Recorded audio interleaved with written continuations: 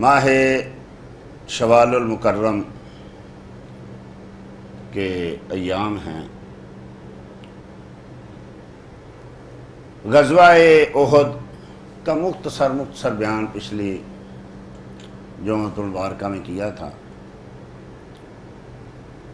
شہدائے احد اور بالخصوص سید الشہداء سیدنا حمزہ بن عبد المطلب رضی اللہ تعالی عنہ، یہ وہ لوگ ہیں جن کے وجہ سے بہت ساری آیات نازل ہوئی، اور ان کے حیات بعد الممات بیان کرنے پر بالخصوص ان کے لیے قیامت تک آنے والے مسلمانوں کے لیے، مومنین کے لیے اور اللہ کی راہ میں جان دینے والوں کے لیے اتنا سامان رب کریم نے مہیا کر دیا کہ مومن اب جان دیتے ہوئے فخر محسوس کر رہا ہوتا۔ اس کو یہ 100% یقین ہو جاتا ہے کہ میرا یہ جان دینا رائے گا نہیں جائے گا۔ ایک روایت میں ہے، فرمایا کہ میں نے دیکھا، نبی کریم صلی اللہ علیہ وسلم فرمایا، میں نے دیکھا کہ حضرت جعفر طیار، جعفر بن ابی طالب رضی اللہ تعالیٰ عنہ جنت میں فرشتوں کے ساتھ سیر کر رہے، اڑ رہے ہیں، اور حمزہ بن عبد المطلب رضی اللہ تعالیٰ عنہ ایک تخت پہ بیٹھے ہوئے ٹیک لگا کے آرام کر رہے ہیں۔ رب کریم نے ایسی حیاتی دی جعفر طیار کو، آپ کو پتہ نا طیار کیوں کہتے ہیں، کہ وہ اڑتے ہیں، ان کے دونوں ہاتھ کاٹ دیے گئے تھے، تو رب کریم نے ان کو دونوں ہاتھوں کی بجائے 2 پر دے دیے۔ اب وہ یعنی فرشتوں کی رفتار سے اڑتے ہیں۔ ایک دن نبی کریم صلی اللہ تعالیٰ علیہ وسلم نے ایسے دیکھا اور فرمایا، وعلیکم السلام یا ذل جناحین، اے 2 پروں والے، تجھے بھی سلامتی، تم پر بھی سلام۔ تو عرض کی، یا رسول اللہ آپ نے کس کو ارشاد فرمایا، کوئی آدمی نظر تو نہیں آیا؟ فرمایا جعفر بن ابی طالب کو میں نے دیکھا، وہ فرشتوں کے ساتھ اڑتے ہوئے جا رہے تھے، تو مجھے انہوں نے سلام عرض کیا تھا، میں نے ان کے سلام کا جواب دیا۔ اگر 2 ہاتھ کٹیں اللہ کی راہ میں تو اللہ فرشتوں کی رفتار جیسے پر دیتا ہے۔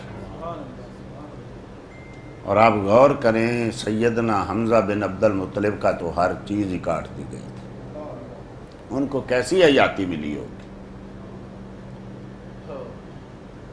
اب چونکہ نبی کریم صلی اللہ تعالی علیہ وسلم سے تو پیار تھا ہی، کئی رشتے، جیسا میں نے بیان کیا تھا، کئی رشتے بنتے تھے، پھر آقا کا تو سب سے بڑا رشتہ جو ہے وہ امتی اور نبوت نبی ہونے کا ہے۔ عزیز علیہ ما عنتم حریص علیکم بالمؤمنین رؤوف رحیم کا آقا کا تو جو ہے وہ رشتہ ہے۔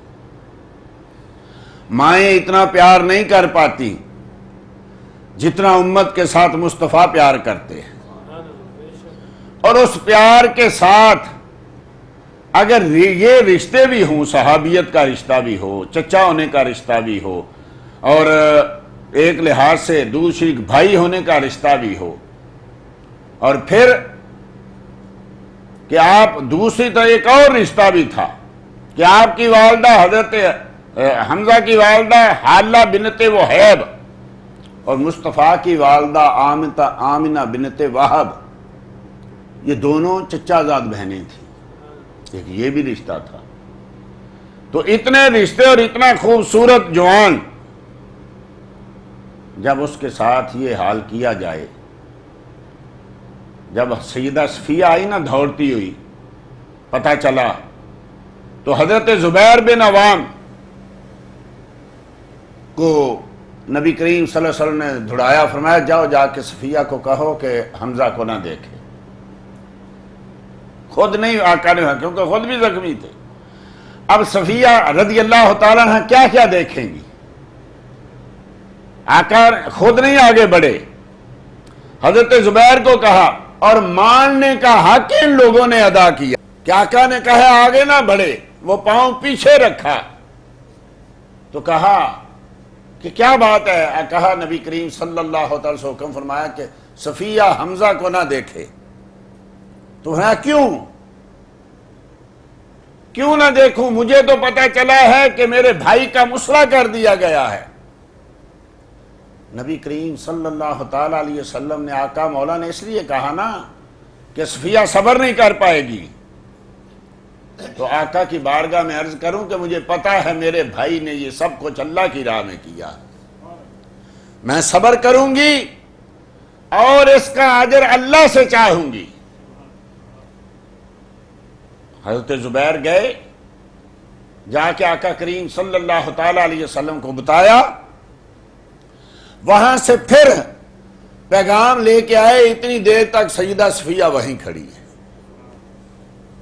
کہا کہ آقا نے اجازت دے دی، گئیں، جا کے چہرہ دیکھا، بھائی ہونا، پھر اتنا خوبصورت جوان ہونا، اللہ اکبر، لیکن جب دیکھا تو چہرے پہ ناک ہی نہیں ہے، آنکھیں نہیں ہیں، کان نہیں ہے، زبان نہیں ہے، سینہ چیر دیا گیا، کلیجہ نہیں ہے، دل نہیں ہے، شرمگاہ کاٹ دی گئی۔ اور یہ سب کے ساتھ ہوا، جتنے شہید ہوئے تھے سب کے ساتھ ظالموں نے ایسے ہی کیا۔ نبی کریم صلی اللہ تعالی علیہ وسلم نے ارشاد فرمایا اگر مجھے صفیہ کا نہ ہوتا تو میں حمزہ کو ایسے ہی چھوڑ دیتا، اور قیامت کے روز میں اللہ سے اس کا حساب عرض کرتا مانگتا۔ آپ نے قسم اٹھائی کہ اگر یہ کافر میرے قابو میں آئیں گے تو میں 70 آدمیوں کا مسئلہ کروں گا، لیکن اللہ جل مجد الکریم نے حکم فرمایا کہ محبوب ان کو معاف کر دے۔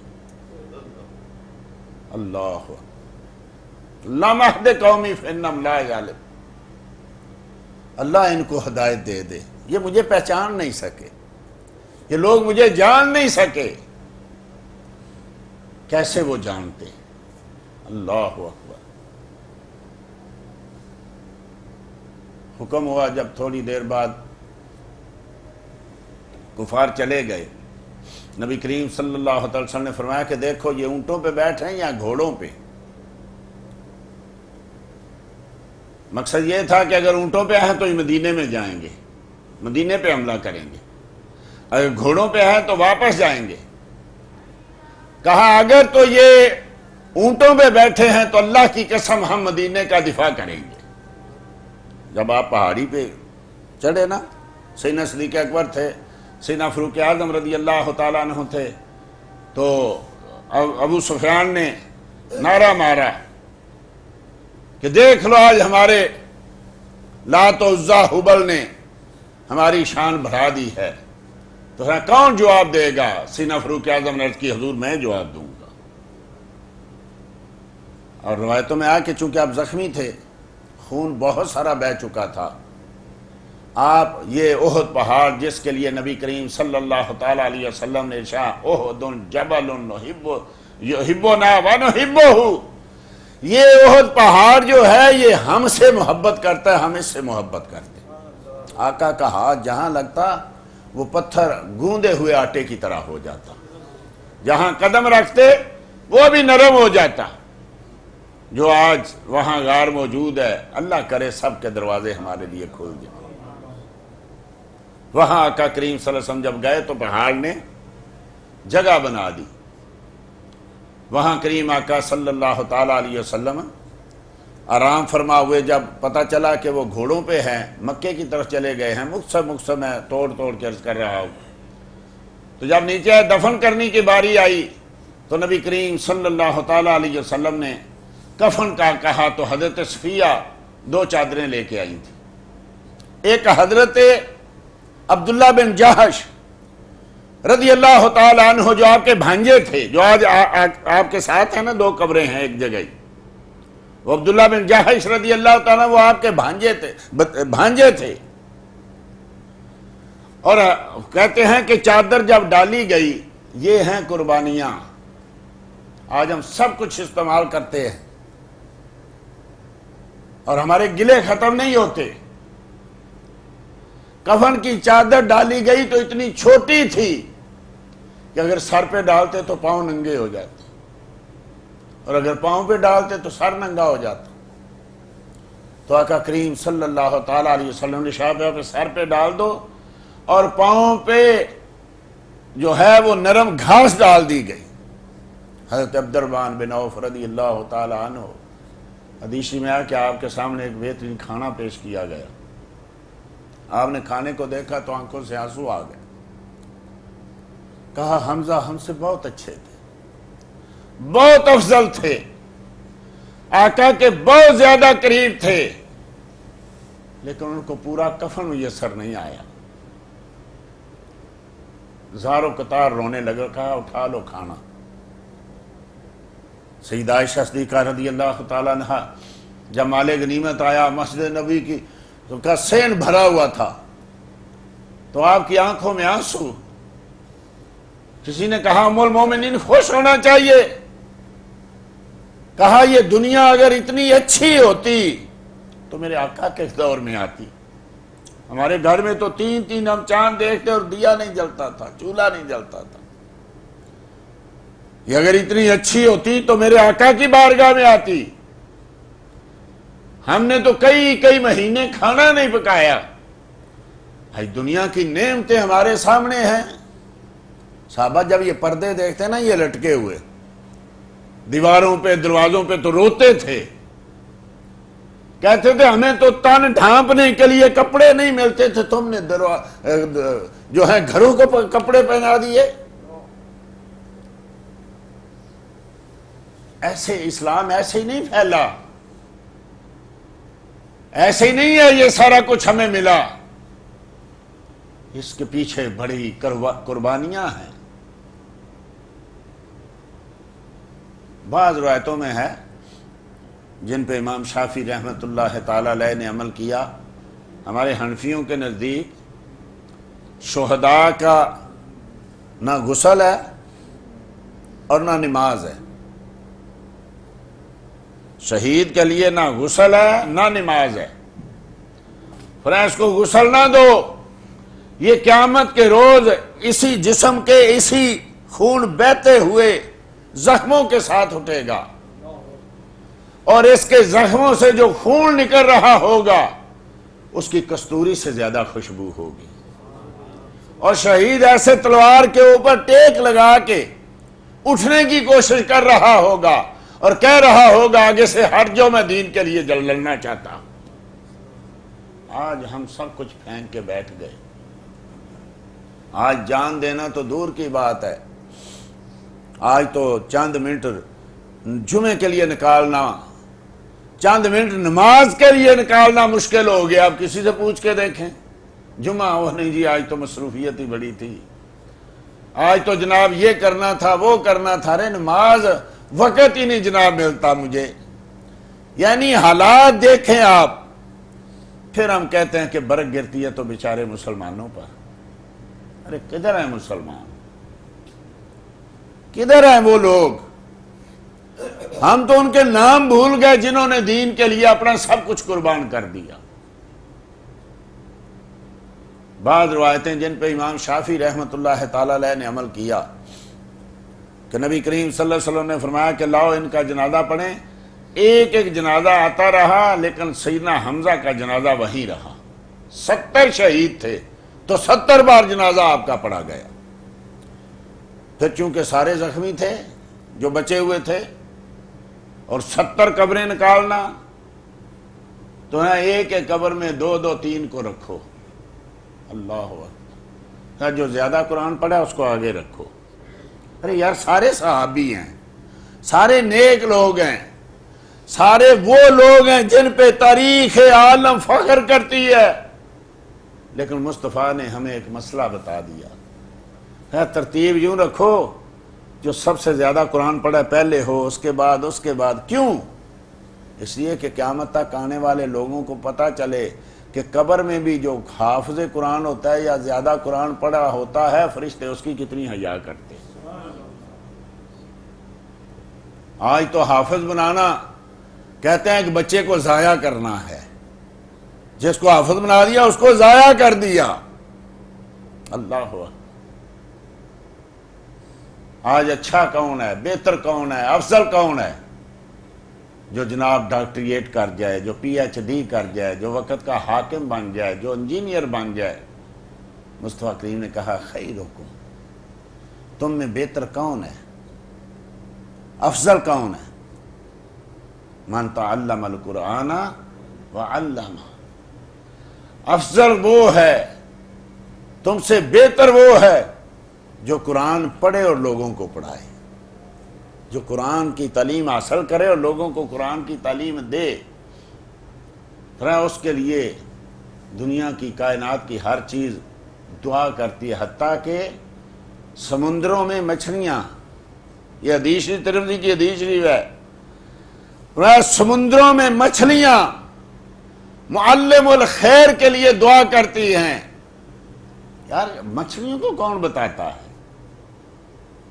یہ جو ہے حافظ ہے، یہ معلم الخیر ہے، یہ عالم دین ہے، یہ نیکی کی تبلیغ کرنے والا ہے۔ یہ اڑتی ہوئی چڑیوں کو کون بتاتا ہے؟ یہ بلوں میں، سوراخوں میں چھوٹی چھوٹی چیونٹیوں کو کون بتاتا ہے؟ ارے زمین پہ آفت چلے تو بلوں میں جو ہے چھوٹی چھوٹی چیونٹیوں کو پتہ چلتا ہے، زمین پہ حافظ قرآن چلے تو سمندر میں مچھلیوں کو پتہ چلتا ہے، مدینے میں عاشق رسول چلے تو مصطفیٰ کو پتہ نہیں چلتا۔ ارے تم کو کھائے تپے سکر، تیرے دل میں کس سے بخار ہے؟ یہ چیونٹیوں کو علم ہے، یہ مچھلیوں کو علم ہے، یہ چڑیوں کو علم ہے۔ افلا تتفکرون، افلا تتدبرون، قرآن نہیں پڑھتے، غور و فکر نہیں کرتے۔ آج تو قرآن بھی یوں پڑھا جاتا ہے جیسے ٹیپ لگی ہوئی ہے، جیسے موبائل چل رہا ہے۔ فرمایا اس میں غور و فکر کرو، اس میں تدبر کرو، تمہارے لیے اس میں کامیابی ہے، تمہارے لیے اس میں عزت ہے، تمہارے لیے اس میں حکمرانی ہے۔ آج ہمارے کو کہتے ہیں سائنس کا علم قرآن میں، طب کا علم قرآن میں، دین کا علم قرآن میں، دنیا کا علم قرآن میں۔ ارے لے کون گیا؟ ہم نے تو قرآن کو رکھا ہے کہ مر گیا تو سورہ یاسین پڑھو، مرنے لگے تو سورہ یاسین پڑھو، مر گیا تو آؤ بھائی ختم قرآن کر لے۔ یہ نہیں کہ نہیں کرنا چاہیے، وہ بھی حکم ہے۔ لَقِّنُوا مَوْتَکُمْ لا الہ الا اللہ، مرنے والے کو تلقین کرو لا الہ الا اللہ کی، اور اس پہ سورہ یاسین پڑھو۔ یہ نہیں کہ وہ نہیں، لیکن قرآن اترا اس لیے نہیں تھا، برکتیں تو ہیں۔ لیکن میرا خیال ہے، میں کئی بار پہلے بھی عرض کر چکا، پوری دنیا میں کوئی کتاب ایسی نہیں ہوگی جس کو اتنا پڑھا جائے اور بغیر سمجھنے کے پڑھا جائے۔ آپ ناول 2 بار پڑھیں، سمجھ نہ آئے تو رکھ دیتے ہیں۔ ایک تو اس کا یہ اعجاز ہے، سمجھ آئے نہ آئے مزہ آتا ہے، ثواب ملتا ہے، پڑھی جاتی ہے، اس میں کوئی شک نہیں ہے، اس کا ایک اعجاز ہے قرآن کا۔ سمجھ نہ آئے تب بھی آنکھوں سے آنسو نکلتے ہیں، سمجھ نہ آئے تب بھی پڑھنے کو دل کرتا ہے، لیکن اگر سمجھ کے پڑھی جاتی تو کیا آج ہماری حالت یہی ہوتی؟ یہ رب سے گفتگو کرنا ہے، یہ رب کی باتیں ہیں۔ تو عرض کرنے کا مسئلہ یہ ہے، مطلب یہ کہ یہ چیزوں پہ غور و فکر کرنا چاہیے۔ یہ حدیثیں تو بیان کی جاتی ہیں، لیکن ان کا مقصد کون سمجھے گا؟ کیوں نبی کریم صلی اللہ علیہ وسلم نے ارشاد فرمایا کہ حافظ قرآن یا زیادہ قرآن پڑھے ہوئے کو پہلے رکھو؟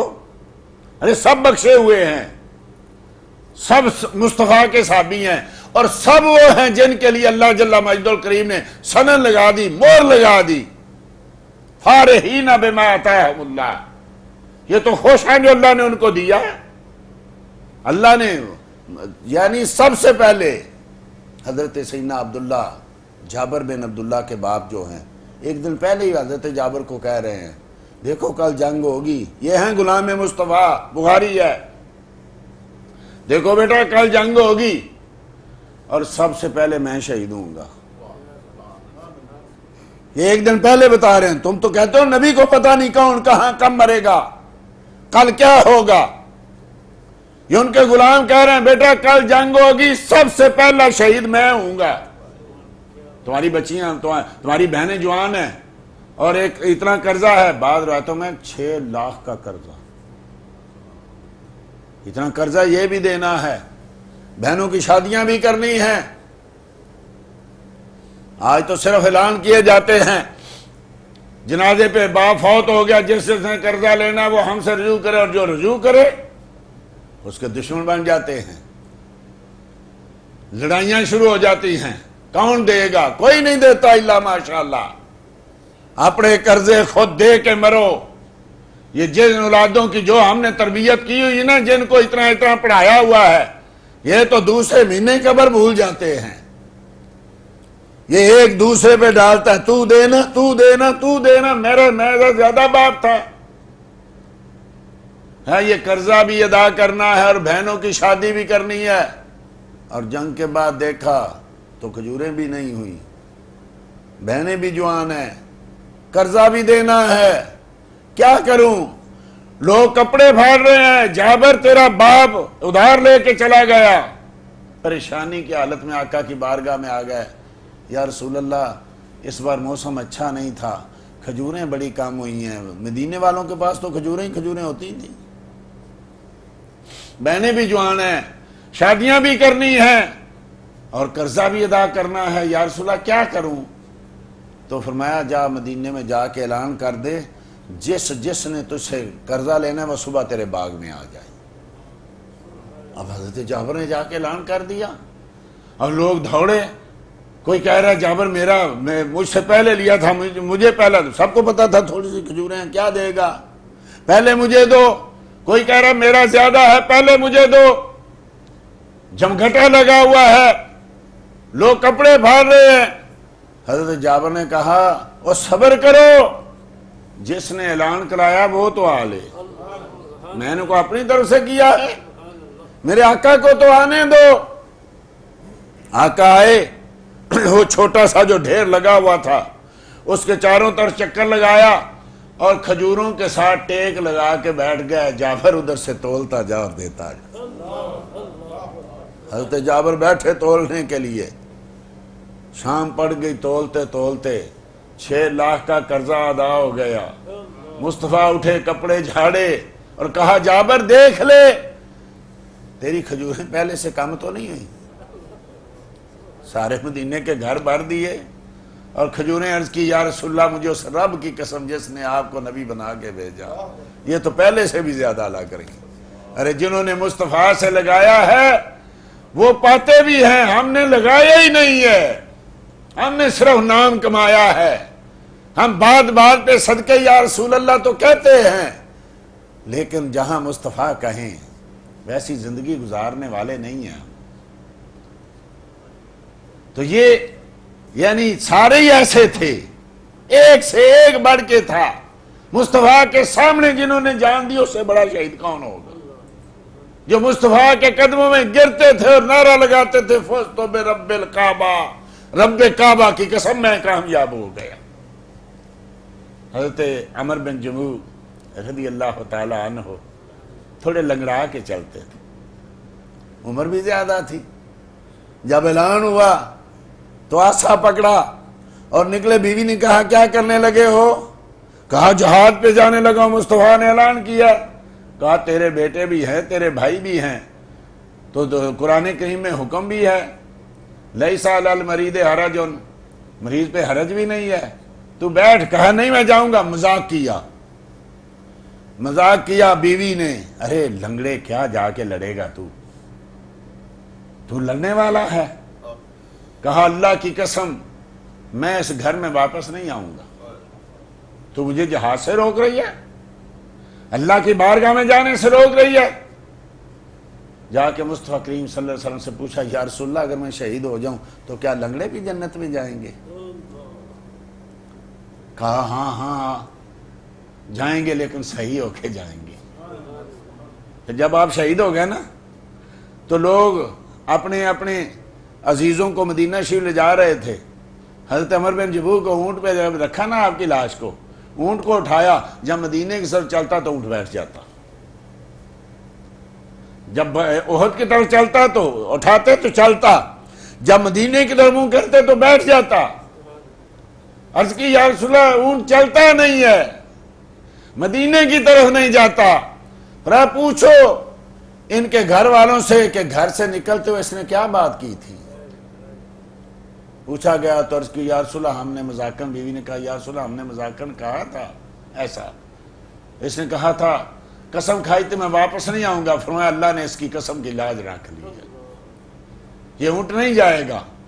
سب لے کے چلے گئے. بعد میں یہ حکم ہوا تھا کہ واپس رہو، ان کو یہی دفن کرنا ہے، ان کو احد کی زمین میں ہی دفن کرنا ہے. یہ قیامت تک یہ سعادت احد کو ہی ملنی ہے. تو یار جو یہاں رب کریم جن کی قسموں کا اتنا پاس کرتا ہے، یہ اونٹ نہیں چلتے. اب یہ اللہ اکبر جب اعلان ہوا نا، یہ جو میں نے کہ شیطان نے اعلان کر دیا قد قتل محمد صلی اللہ علیہ وسلم، محمد صلی اللہ علیہ وسلم کو قتل کر دیا گیا. آواز مدینے تک پہنچی، عورتیں دوڑی. سیدہ فاطمہ زہرا رضی اللہ تعالیٰ عنہا تو جب واپس جا رہے تھے نا، تو ایک مائی، بڑا مشہور واقعہ ہے، راستے میں کھڑی تھی. لوگوں بتاؤ مصطفیٰ کے ساتھ کیا ہوا؟ کسی نے کہا تیرا بیٹا شہید کر دیا گیا. نہیں، بتاؤ مصطفیٰ کے ساتھ کیا ہوا؟ تیرا بھائی شہید کر دیا گیا. مجھے بتاؤ مصطفیٰ کے ساتھ کیا ہوا؟ سارے رشتہ دار بتائے، یہ شہید ہو گیا، یہ شہید ہو گیا، یہ شہید ہو گیا. اس کا ایک ہی سوال تھا، مجھے بتاؤ میرے آقا کے ساتھ کیا ہوا؟ کسی نے کہا آقا جو ہیں الحمدللہ خیریت سے ہیں. کہا پھر کوئی غم نہیں، بھائی بھتیجے بیٹے سب چلے جائیں، آقا ہے تو سب کچھ. ہمیں ہر چیز، ہماری ہر چیز سجی ہوئی اگر آقا ہے تو. آقا نہیں تو کچھ بھی، بیٹے بھی ہوں، بھائی بھی ہوں، محال بھی ہوں، بادشاہی بھی ہو، دولت بھی ہو، سونا چاندی بھی ہو، اگر ہاتھ میں دامن مصطفیٰ نہیں ہے تو کیا؟ یہاں ایک ایک ایک کی داستان ہے، یہاں مصطفیٰ کے معجزے ہیں، یہاں مصطفیٰ کا کرم ہے، یہاں غلاموں کی وفا ہے. ایک دن میں پوری تاریخ لکھی گئی قیامت تک آنے والی، صرف احد کے میدان میں. یہاں آپ کو شہید ملیں گے، یہاں آپ کو غازی ملیں گے، یہاں آپ کو عاشق ملیں گے، یہاں آپ کو اپنا سب کچھ قربان کرنے والے ملیں گے، اور یہاں آپ کو آقا کی عطائیں ملیں گی، آقا کے معجزے ملیں گے، آقا کی شان ملے گی، آقا کی عظمت ملے گی. تو عرض یہ کر رہا تھا کہ فرمایا جس نے زیادہ قرآن پڑھا اس کو پہلے رکھو، قیامت تک آنے والے لوگوں کو پتا چلے کہ لوگوں قرآن کی عزت کیا ہے، عظمت کیا ہے. کہ فرشتے بھی آتے ہیں تو قبر میں اگر قرآن زیادہ پڑھا ہوا ہے یا قرآن پڑھا ہوا ہے جو حافظ قرآن ہے، تو فرشتے اس کے ساتھ کس طریقے کا برتاؤ کرتے ہیں. آج کم از کم کوئی ایک ایک بچہ کوشش تو کرو، یہ تو مقدروں سے ملتا ہے، ایسے تھوڑی ملتا ہے. کوشش کرو کوئی ایک بچہ قرآن پڑھ جائے، یہ تمہارے لیے، تمہارے بچہ بادشاہ ہو جائے تو اس سے بہتر ہے. کسی حدیث میں کہ وقت کا حاکم ہو تو اس کے والد کے سر پہ تاج رکھا جائے گا، اور تاج بھی ایسا کہ سورج کی روشنی مدھم پڑ جائے. ممبر دیے جائیں گے سونے اور چاندی کے، ممبر چلیں گے محشر کے میدان میں، ممبر چلیں گے، اوپر حافظ قرآن کے والدین بیٹھے ہوں گے. یہ کون ہے؟ کس امت کے نبی ہیں؟ یہ اتنی شانیں، یہ نبی نہیں ہیں، یہ حافظ قرآن کے والدین ہیں. یہ والدین کا یہ حال ہے تو جس نے کیا ہے، سبحان اللہ. جنازے جب دفن کیا گیا، اللہ اکبر، کیا بتائیں، ہمارے پلے کچھ نہیں ہے. یہ لوگوں کے جب آقا پہنچے نا مدینے تو لوگ رو رہے تھے، 70 گھروں کے شہید تھے. اللہ آقا نے سنا ادھر سے آواز آ رہی ادھر سے آواز، کہا حمزہ لا بواکی لہو، حمزہ کہ یہ کوئی رونے والا نہیں۔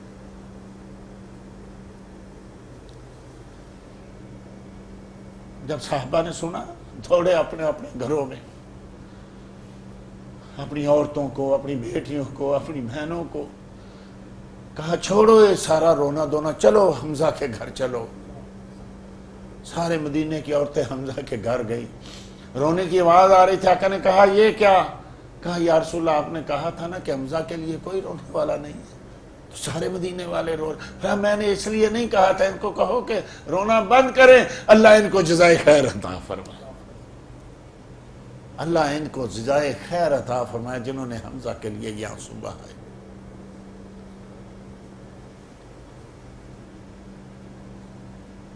اب سب گھروں میں یہ مسئلہ تھا، کیا ہو ادھر اللہ کی بارگاہ میں شہید پیش ہوئے، ادھر حمزہ پیش ہوئے۔ اللہ نے پوچھا کیا چاہتے ہو؟ کہا یا اللہ چاہتے ہیں واپس جائیں، پھر جا کے شہید ہو۔ بس وہ ایک آزمائش تھی، پوری ہو گئی۔ کہا پھر یا اللہ یہ جو تو نے ہمیں عطا کیا ہے یہ ان کو کون بتائے، ہمیں بھیجنا، ہم جا کے اپنے گھر والوں کو بتائیں کہ یہ دنیا کچھ نہیں ہے، اللہ کے پاس بڑا کچھ رکھا ہوا ہے۔ ہم اپنے پچھڑوں کو بتائیں نہیں اب یہ تمہاری ڈیوٹی نہیں، یہ میری ڈیوٹی ہے۔ اعلان کر دیا گیا وَلَا تَقُولُوا لَمَن يُقْتَلُ فِي سَبِيلِ اللَّهِ أَمْوَاتٌ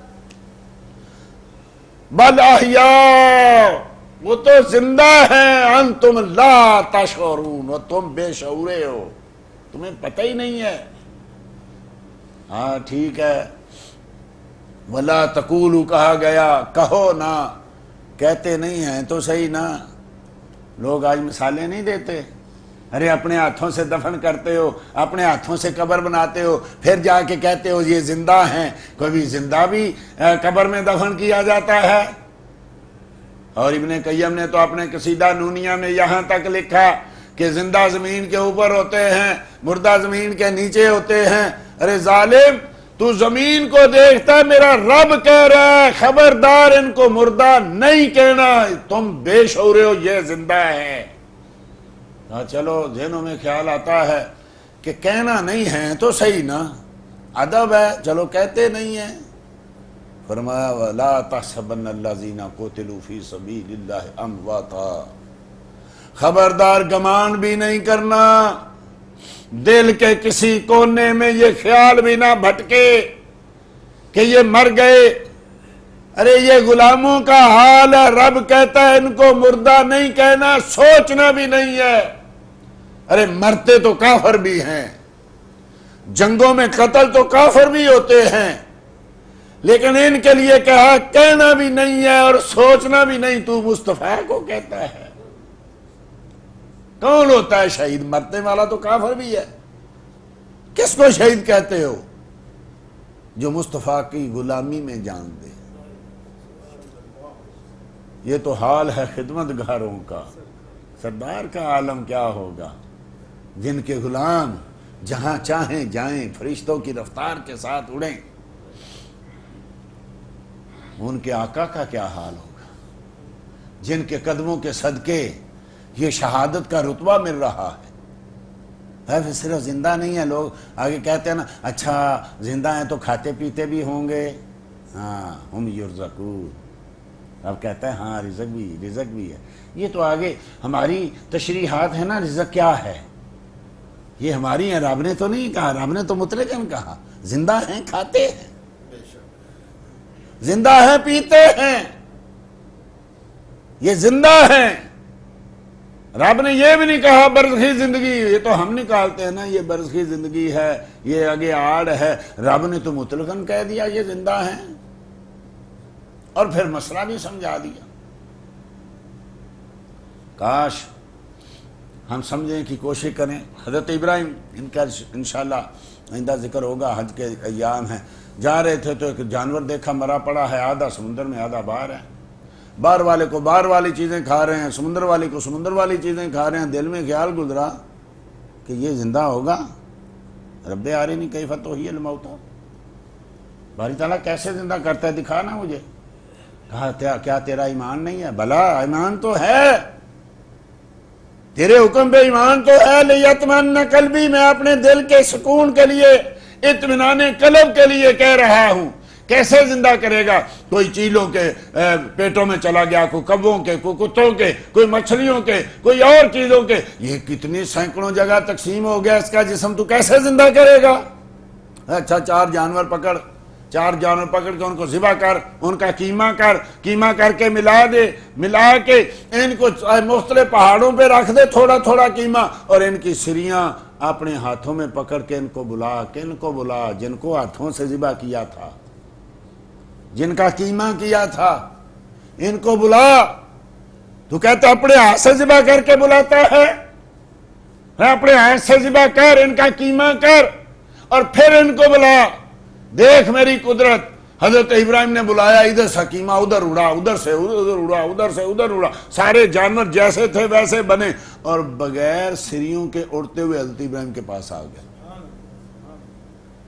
انہی جانوروں میں جان ڈالی نا جو ذبح کیے تھے، وہی جانور آئے نا. کوئی مثالی تو نہیں بنائے، کوئی یہ تو نہیں کہ وہاں وہ کیما وہاں پڑا اور ان کے حکم سے نئے جانور بن کے آ گئے. انہی میں ڈالی. رب نے بتایا لوگوں یہ انہی میں جان ڈالتا ہوں، انہی کو لاتا ہوں، یہی ہوتے ہیں ان کے لیے. یہ تو نہیں کہیں آیا کہ مصطفیٰ کریم نے کہا مررت علی قبر موسیٰ وہو قائم یصلی فیہ، میں حضرت موسیٰ کی قبر کے پاس سے گزرا، کھڑے نماز پڑھ رہے تھے. یہ تو نہیں کہ اصل جسم تو نیچے پڑا ہوا تھا، کوئی مثالی جسم نماز پڑھ رہا تھا. نہیں، موسیٰ ہی تھے، وہی کھڑے تھے، وہی نماز پڑھ رہے تھے، وہی بیت المقدس میں پہنچے تھے، وہی چھٹے آسمان پہ پہنچے تھے. ارے جن کے غلاموں کا، جن کے مقتدیوں کا یہ حال ہے، وہ سامنہ کے لال ہو، آقا کا کیا حال ہو. وہی جسم ہے جو ساری کائنات کو دیکھ رہا، وہی آنکھیں ہیں، وہی کائنات میں، وہی کان ہیں جو کائنات کی سن رہے ہیں. وَلَا تَقُولُوا لِمَن يُقْتَلُ فِي سَبِيلِ اللَّهِ أَمْوَاتٌ. انشاءاللہ اللہ نے توفیق عطا فرمائی تو حیات شہداء اور حیات انبیاء اور حیات مومنین کے اوپر انشاءاللہ پھر کبھی بیان ہوگا. دعا فرمائیں اللہ جل مجد الکریم سیدنا حمزہ رضی اللہ تعالیٰ عنہ اور شہدائے احد کے صدقے سے اللہ جل مجد کی امت کو کوئی عزت دوبارہ عطا فرما دے. اللہ جل مجد الکریم ہمارے مرے ہووں کو ان کے صدقے سے حیاتی عطا فرما دے، وہ برزخی حیاتی جس پہ لوگ فخر کریں. وما علیہ الا البلاغ.